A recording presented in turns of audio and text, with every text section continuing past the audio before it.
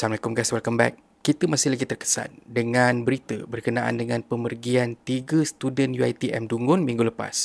Macam-macam benda yang menyedihkan, yang aneh dan juga yang menyentuh perasaan yang berlaku sewaktu pemergian mereka. Sebagai contoh, mak dan juga ayah arwah Adib Aizat baru je sampai ke Madinah untuk mengerjakan umrah, tapi diorang terpaksa berpatah balik ke Malaysia 4 jam kemudian lepas dapat tahu pasal berita pemergian anak kesayangan diorang. Tak cukup dengan kisah sedih itu, salah seorang arwah iaitu Khairil Anwar juga sebenarnya ada kisah yang berlaku yang mana 7 tahun lepas pada bulan yang sama abang sulung dia pun meninggal dunia juga disebabkan kemalangan. Dan satu lagi info baru yang aku terima yang agak mengejutkan, arwah juga meninggal menggunakan motor yang sama. Cuma dalam kesedihan tu ada jugalah berita yang melegakan perasaan kita bila kata salah seorang dari 4 sahabat ni iaitu Amar Danish yang dikejarkan dan dapat rawatan dekat Hospital Sultanah Zahirah dah pun dibenarkan balik selepas rawatan. Cumanya buat masa sekarang ni dia masih lagi trauma dan juga terkejut dengan apa yang berlaku. Yalah, of course, apa tak terkejut, betul tak? Paling baru kita dapat update wanita yang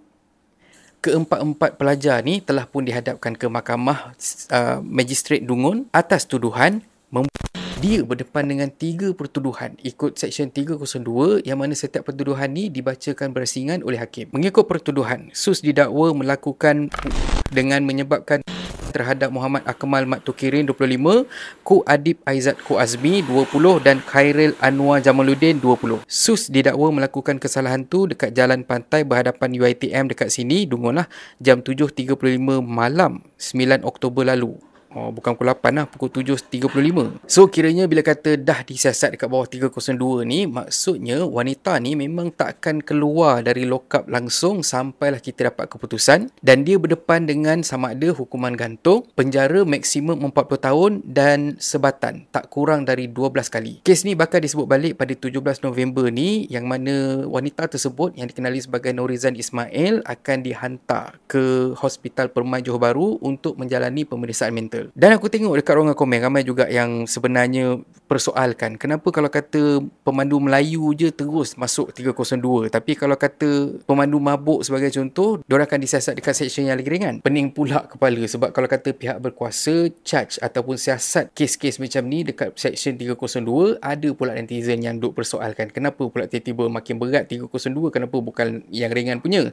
Dan bila kata let's say lah pihak berkuasa duk siasat dekat seksyen yang lagi ringan, ada jugalah netizen yang akan cakap kenapa tak siasat dekat 302. Pada aku sebenarnya pihak berkuasa dah pun jalankan siasatan dekat tempat kejadian dan juga dah pun buat soal siasat dekat mereka yang terlibat. So dari bukti dan juga keterangan yang diterima oleh pihak berkuasa, makanya dorang pun decide lah seksyen mana yang dorang akan letak kes ni. Dan seksyen yang disiasat ni pun bukanlah seksyen yang memang mutlak. Dorang mungkin akan ubah seksyen tu ikut dari masa ke semasa kalau kata ada bukti ataupun keterangan yang terbaru. Sebagai contoh, kita kena tunggu laporan daripada pihak hospital. Kalau kata pihak hospital confirm yang wanita ni memang ada masalah mental, makanya pihak berkuasa akan buat keputusan untuk siasat kes ni dekat seksyen yang lain, dan mungkin mahkamah akan arahkan supaya wanita ni dirawat dekat hospital sakit mental sampailah dapat perkenan agung untuk bebaskan wanita ni. So basically semua benda ni, semua siasatan, semua seksyen ni akan berubah lepas orang kata tu ada penemuan baru, bukti baru, keterangan baru dan sebagainya. Tapi let's say pihak hospital dah sahkan yang wanita ni berada dalam keadaan waras, dalam keadaan sedar sewaktu dia buat benda tu semua,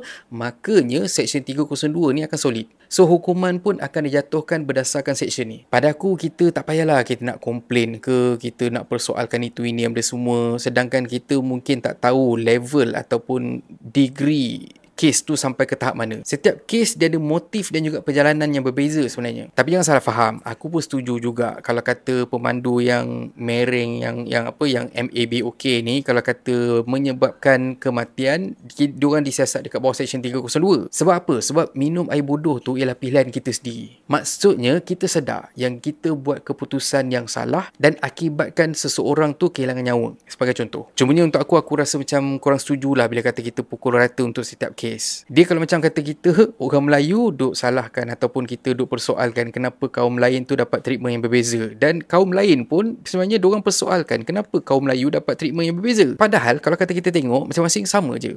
Betul. Tapi kiranya dekat sini kita fokus pada apa yang jadi pada arwah-arwah ni semua, yang mana kita doakanlah semoga keadilan dapat ditegakkan untuk diorang semua, insya-Allah, amin. Dan akhir kata pepantun, gagah Melaka kerana kubu, gagah Johor kerana raja. Mereka gugur menuntut ilmu, moga nasib mereka terbela. Dan kalau korang suka konten ada dalam channel ni, please consider to subscribe. So thank you very much for watching and have a nice day. Assalamualaikum.